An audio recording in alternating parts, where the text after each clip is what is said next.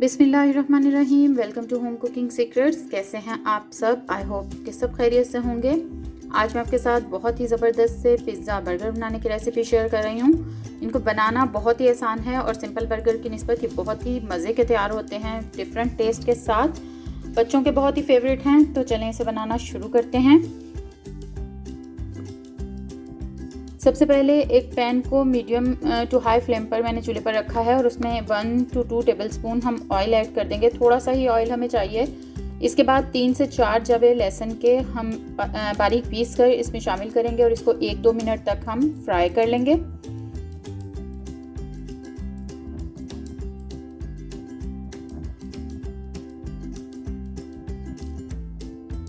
थोड़ी सी देर लहसुन को कुक कर लेने के बाद यहाँ पर 1 पाव बोनलेस चिकन था मेरे पास, यानी 250 ग्राम, और उसको मैंने बहुत बारीक बारीक क्यूब्स में कट कर लिया है। इसको शामिल कर देंगे और इसको हम इस वक्त तक भूनेंगे जब तक चिकन का कलर जो है वो चेंज हो जाए।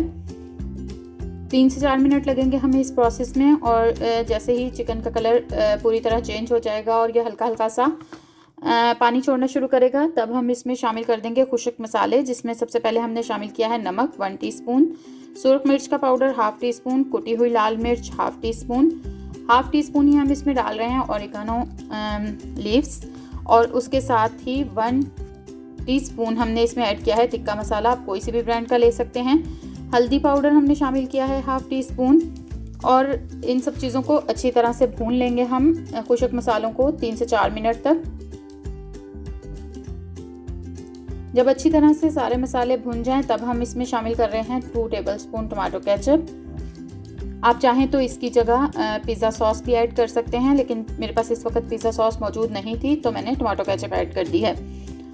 इसको भी हल्का सा भून लेंगे हम, और उसके बाद इसको बहुत देर तक हमने कुक नहीं करना। इसके बाद हमने इसमें शामिल कर देनी है सब्जियां। सब्जियों में आपके पास कोई सी भी सब्जियां मौजूद हैं, आप ऐड कर सकते हैं। मैंने यहाँ पर थोड़े से मशरूम शामिल किए हैं, 1 शिमला मिर्च, आधी मैंने सब्ज़ कलर में ली है और आधी जो है वो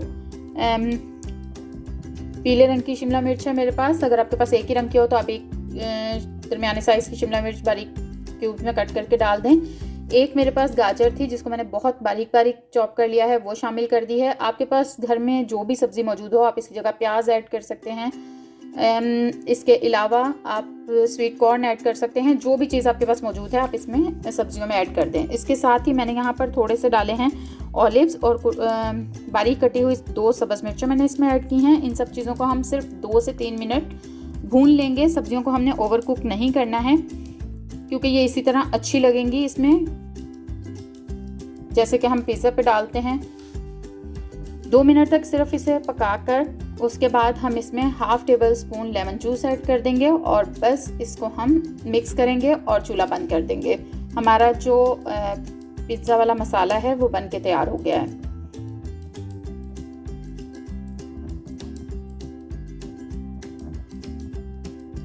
अब हम अपने बर्गर तैयार करने की तरफ आते हैं। उसके लिए ये बाज़ार के ही बर्गर मैं फ़िलहाल यूज़ कर रही हूँ। इसको दरमियान में से कट कर लेंगे हम दोनों को,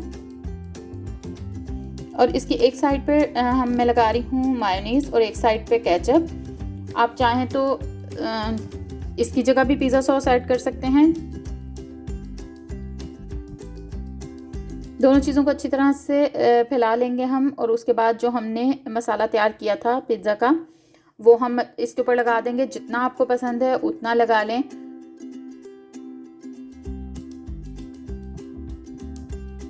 एंड पे हम इसके ऊपर रख रहे हैं कद्दूकश हुई हुई चीज़। मैं यहाँ पर मोज़रेला चीज़ इस्तेमाल कर रही हूँ। आपके पास चेडर चीज़, मोज़रेला चीज़ या दोनों मिलाकर या कोई सी भी चीज़ हो आप वो यूज़ कर सकते हैं। थोड़ा सा ऑरिगेनो ऊपर स्प्रिंकल कर दिया है मैंने, साथ ही थोड़ी सी कुटी हुई लाल मिर्च।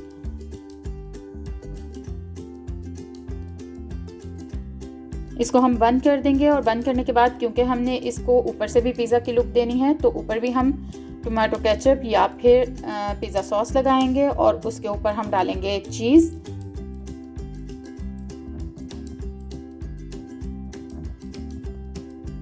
इसके ऊपर भी थोड़ा सा ऑरिगेनो और थोड़ी सी कुटी हुई लाल मिर्च हम डालेंगे। ये सिर्फ खूबसूरत दिखने के लिए डाली है। इसका अगर आप ना डालना चाहें तो बेशक आप इसे स्किप कर दें। और इसके साथ ही मैं इसके ऊपर ब्लैक ऑलिव्स कटे हुए रखूँगी। ये भी सिर्फ खूबसूरती के लिए हैं, देखने में बहुत प्यारा लगता है इसके साथ पिज़्ज़ा।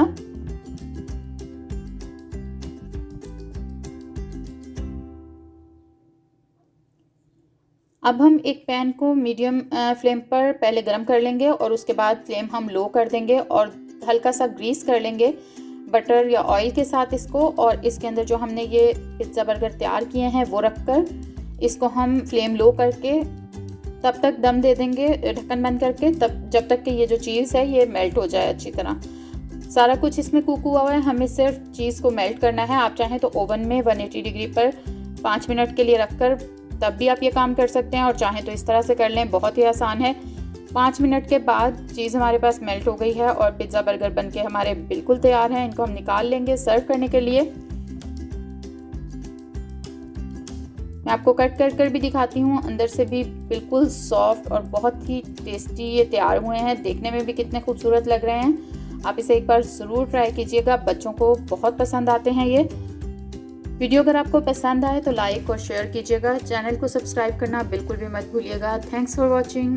अल्लाह हाफिज़।